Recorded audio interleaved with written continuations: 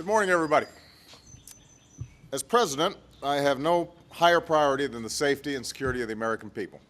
And in an interconnected world where dangers can emerge suddenly, we have to protect ourselves against the full range of threats, from a terrorist network bent on striking our homeland, to nations and violent extremists seeking weapons of mass destruction, to transnational threats such as cyber criminals and narco-traffickers.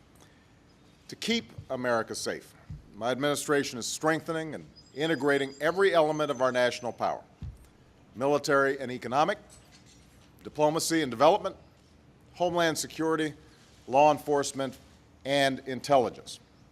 And this final element, timely, accurate intelligence, is uniquely important because it is critical to all the others.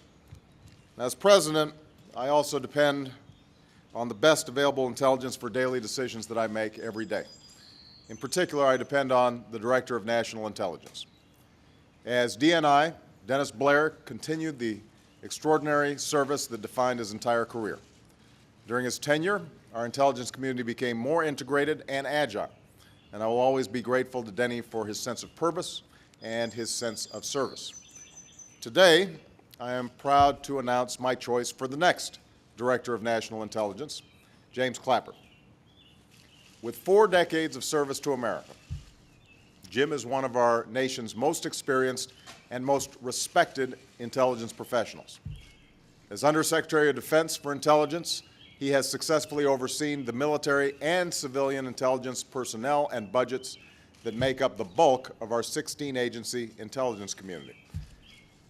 He's improved information sharing, increased intelligence support to our troops in Afghanistan and Iraq, upheld civil liberties, and he played a key role in our effort to update and reorient our intelligence community to meet the threats of our time.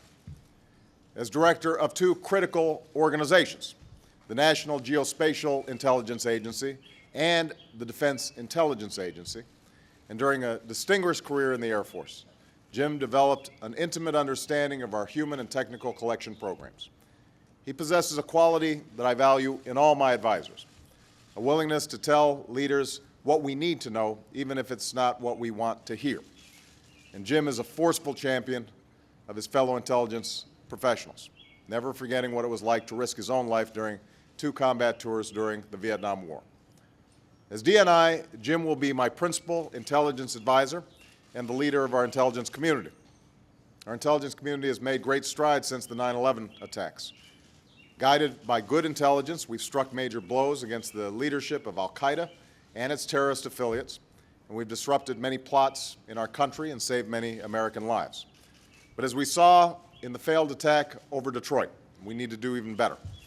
We need to constantly evolve and adapt and improve. That's why I ordered a series of reforms to strengthen intelligence earlier this year. And that's why I'll be looking to Jim to ensure that we have the most capable and efficient intelligence community possible. Intelligence must be collected and analyzed quickly. It must be shared and integrated effectively. And it must be acted upon decisively. That's what I expect as president, and that's what our national security demands. In short, our intelligence community needs to work as one integrated team that produces quality, timely, and accurate intelligence. And let's be honest, this is a tough task, but this will be Jim's core mission. He is eminently qualified, and he has my complete confidence and support. Jim also understands the importance of working with our partners in Congress, as he has said, not merely to appear when summoned, but to keep Congress informed and to seek members' advice and consent. Not surprisingly, the Senate has voted to confirm Jim for senior positions on 4 separate occasions, and each time it has done so overwhelmingly. Given the importance of this position, the urgent threats to our nation, and Jim's unique experience, I urge the Senate to do so again, and as swiftly as possible. I've spoken to the appropriate Senate leaders, and I've indicated that I expect this nomination to be completed during this work period. This nomination can't fall victim to the usual Washington politics. And as we go forward, my administration will continue to work with Congress to ensure that Jim and all our intelligence professionals have the authorities, resources, and support that they need to succeed.